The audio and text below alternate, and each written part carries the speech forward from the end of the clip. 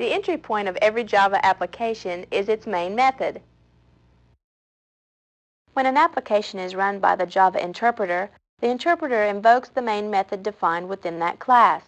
The main method guides the flow of the program, appropriates whatever resources are needed, and runs any other methods that provide functionality for the application. Public indicates that the main method can be called by any object. Static indicates that the main method is a class method. Void indicates the main method doesn't return any value. In Java applications, the main method is the first method that is run when the program is executed. It must be present. This is the command line argument. As we can see in our example, the main method accepts a single argument. This argument is an array of elements of type string. Information to our application is passed by the runtime system through this array mechanism. Each string in the array is called a command line argument and lets users affect the operation of the application. Line 5 contains the code to give us our printout, Hello World. This is the name of our class variable. This is the instance method. This is the output. The construct system.out is the full name of the out class variable in the system class. To refer to class variables and methods, we must join the class name and the name of the class method or variable with a period. In our example, the class variable system.out refers to an instance of the printstream class, which is a class provided with the Java development environment that implements the standard output stream. Object references are joined to the names of instance variables or methods with a period.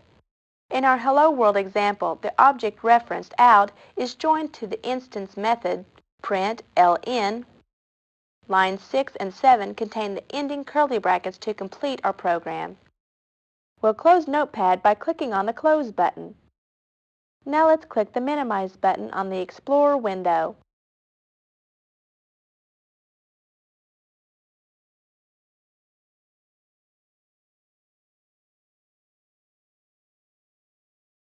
Now let's compile the Hello World Java source file and then run the application. To compile our program, we'll first open an MS-DOS prompt window. We click on the Start button, then Programs, and next the MS-DOS prompt icon. At the DOS prompt, we'll type cd/Viagrafix/programs to get us to the folder where our source file is located. Notice there is no I here in Viagrafix. Now press Enter. At the prompt, we need to type javac, followed by the name of our source file, including the .java extension. For our example, it's javac helloworld.java. Remember that Java is case sensitive. Be sure all your capitalized letters are correct. Now press Enter. If the program compiles correctly, we should see the DOS prompt return without any error messages. If we open the Explorer window,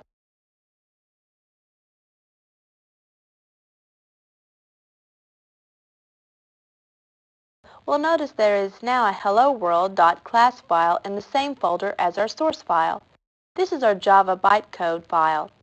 Bytecode files are generated from source files by the compiler. Java class files contain Java bytecode. Bytecode is platform-independent code which is interpreted by the Java runtime system into machine-specific code. Let's run the program. First, minimize the Explorer window.